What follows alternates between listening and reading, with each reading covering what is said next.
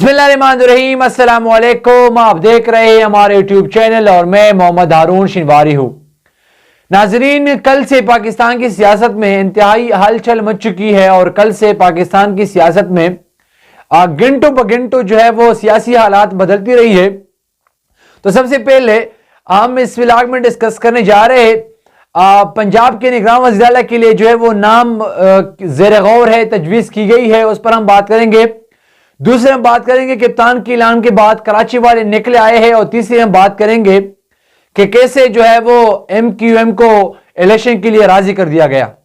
तो सबसे पहले आती व्लॉग के पहले हिस्से में नाजरीन, पंजाब की असेंबली तहलील कर दी गई है। कल जो है वो गवर्नर बरीउर रहमान साहब ने जो है वो असेंबली तहलील करने की जो समरी थी उस पर दस्तखत की और कल जो है वो पंजाब की असेंबली तहलील कर दी गई।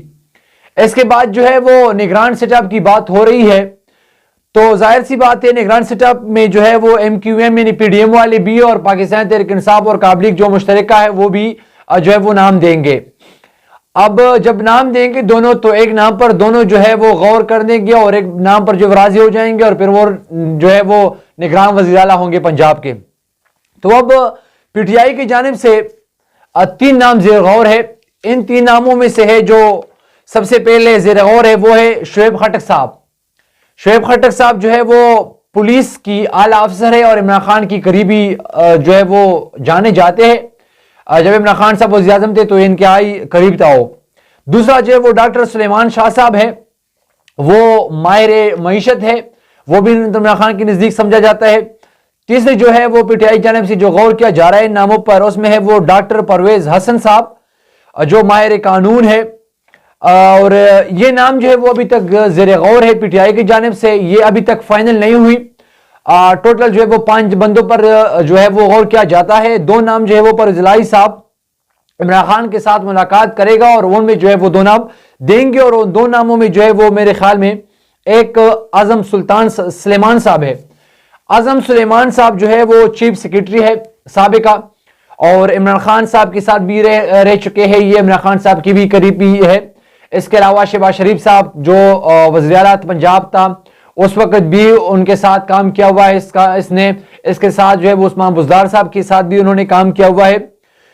ये जो है वो सबसे अहम है और बहुत से लोग यही कह रहे हैं कि आजम सुलेमान साहब जो है वो पंजाब के निगरान वज़ीर आला हो जाएगा, क्योंकि मुस्लिम लीग वालों के साथ भी इनके ताल्लुक है और इसके साथ साथ PTI वालों के साथ भी इनकी अच्छी ताल्लुकात है।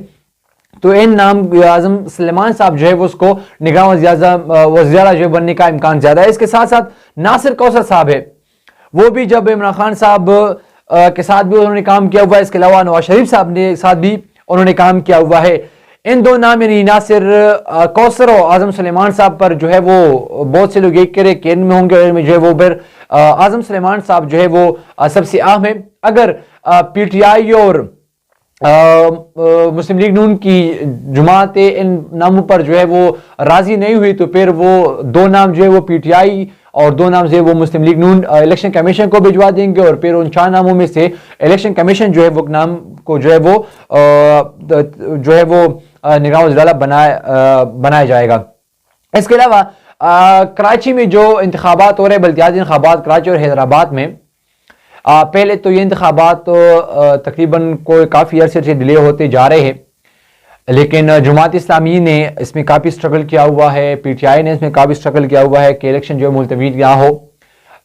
जो है वक्तन फ़वक्तन इलेक्शन को मुलतवी कर दी गई और जब इलेक्शन को मुलतवी कर दी गई तो फिर जो है जब 15 तारीख को इलेक्शन दिया गया, यानी आज जो पोलिंग जारी है इस वक्त, जो तारीख दिया गया, फिर MQM वाले जो है वो नहीं मान रहे थे और उसने इलेक्शन से बाइकाट कर दिया कल रात। लेकिन MQM वाले बेचारे को क्या पता कि हमारे बाइकाट से कुछ नहीं होने वाला, क्योंकि अगर इन MQM को तीनों को मुतहिदा किया जा सकता है तो फिर इलेक्शन बाइकाट भी खत्म किया जा सकता है। आप खूब समझते होंगे कि मेरा मतलब क्या है इस बात से।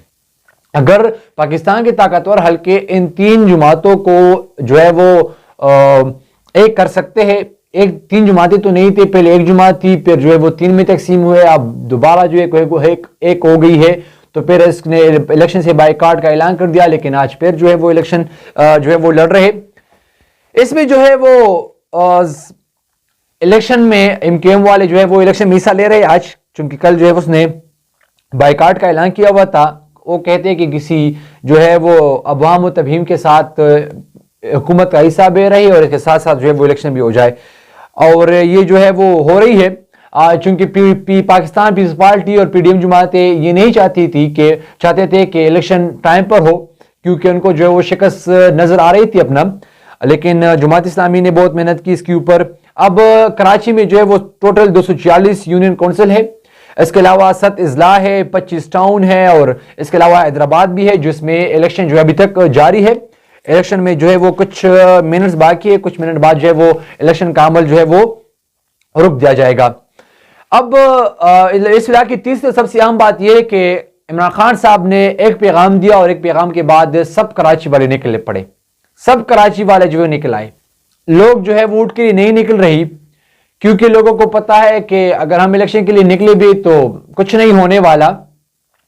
اب صبح سے جو ہے وہ الیکشن کے لیے لوگ نہیں نکل رہے تھے.